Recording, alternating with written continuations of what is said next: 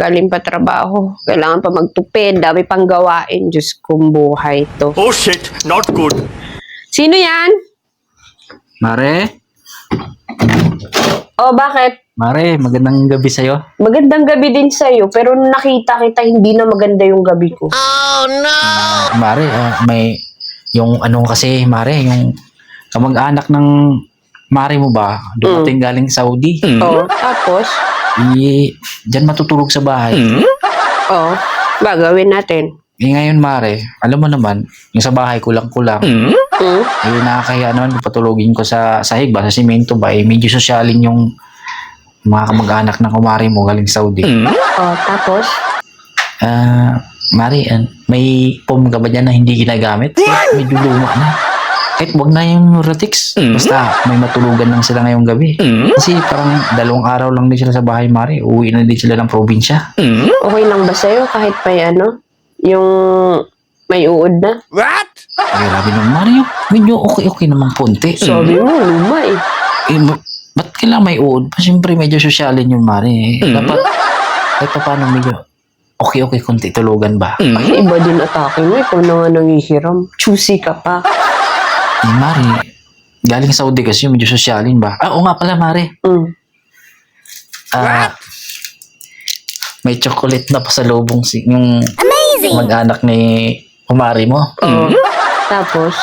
Ito, para sa'yo. Ibibigay mo pa yan. Nag-iisa na lang yan. Actually, marami kasi ito, Mari. Paborito ko rin kasi chocolate.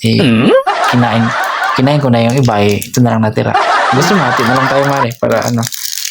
Sarap ko paborito ko rin kasi yung chocolate, Mari. Kaya, ito na lang natira. Pasensya ka na, Mari. Di kita natira. Buraot ka talaga nung Sarap bibigay talaga ka ng pa. chocolate sa Saudi, Mari. Buraot ka talaga nung bibigay ka pa. May ano pa. May kagat mo pa. Masarap yun, Mari, para matikman. May laway mo to eh. Okay lang yan, Mari. Galing Saudi yan, imported yan. Masarap talaga na pag-imported. Mari. Mari, kunin ko na yung pom kasi inaantok na yung mag-anak ng kumari mo. Siyempre, connecting flight yun, Mari. Galing pa ng Saudi yun. Pumunta ng Singapore. Tapos dumaan pa siya ng Canada. Tapos sabay ng diretso sa Pilipinas. Siyempre, alam mo naman yun, Mari. Di ba? Hey, naging OFW ka, di ba? Ang hirap pag connecting flight. Nakakapagod. Kaya inaantok sila.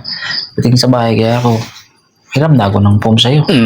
Mari, baka meron ka dyan. Kunin ko na. Sige, Para kunin makaalis ko. na rin ako.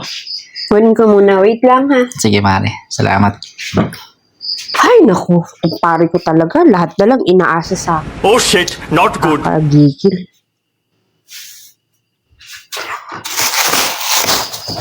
Dumi-dumi pa. Bahala siya. Siya na maglinis nito. Kagigil.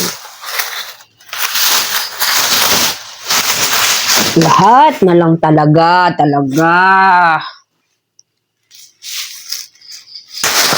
Oh, ito na pare. Medyo madumi-dumi pa. Nakastack kasi sa ilalim. Ay, salamat, Mari. Pwede na to. Ba't parang Mari? Ano? Masyado mong luma.